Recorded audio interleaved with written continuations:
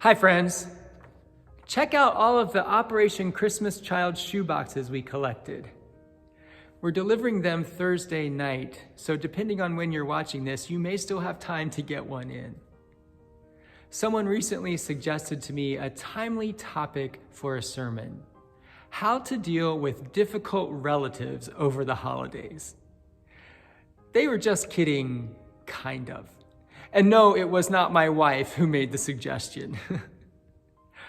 A lot of people have someone in their family who is difficult to be around.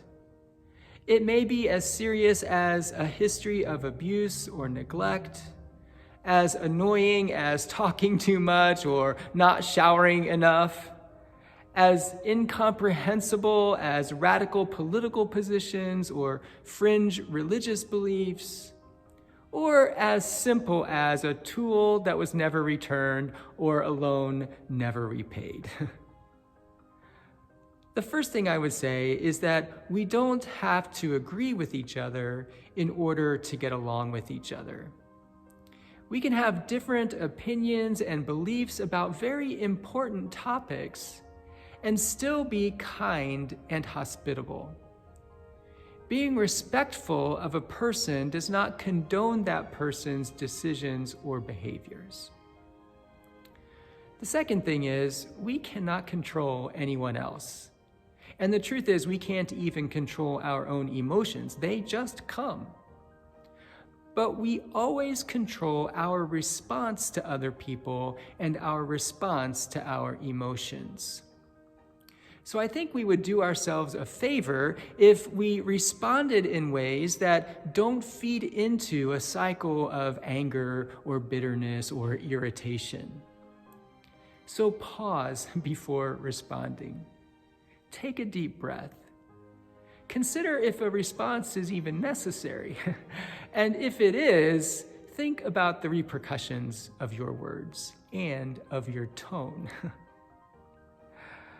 Third, take heart. Even Jesus had difficult family members.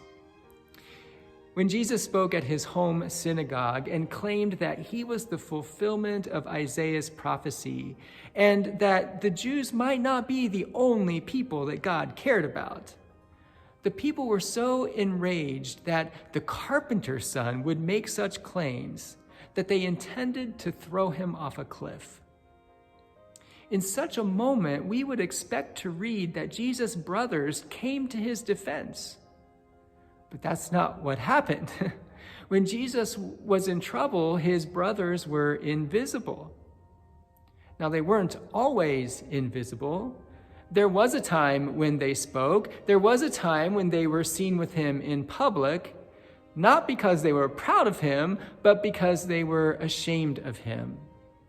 In Mark 3:21, we read, when his family heard it, that is, about crowds that had gathered around Jesus, they went out to restrain him, for people were saying, he has gone out of his mind.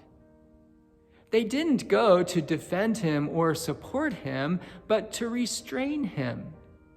He's gone off the deep end, Mom. You should hear what people are saying.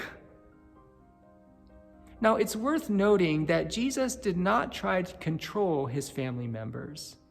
Neither did he allow them to control him. He did not demand that they agree with him. He did not sulk when they insulted him. He did not make it his mission to try to please them. He didn't try to force them to think and act like him.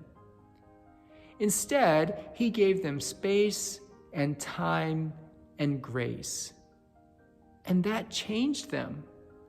One brother became an apostle. Other brothers became missionaries. The ones who had mocked him worshiped him. The ones who had pitied him prayed for him. The ones who had not defended him gave their life for his mission. None of that probably would have happened if Jesus had disowned them or if he had suffocated them with his demands for change. When you find yourself in close quarters with difficult family members, remember to give them and yourself space, time, and grace. You never know how a little bit of kindness might change the heart of a family member, or how it might change your heart. Thanks for listening. I'll see you again next week.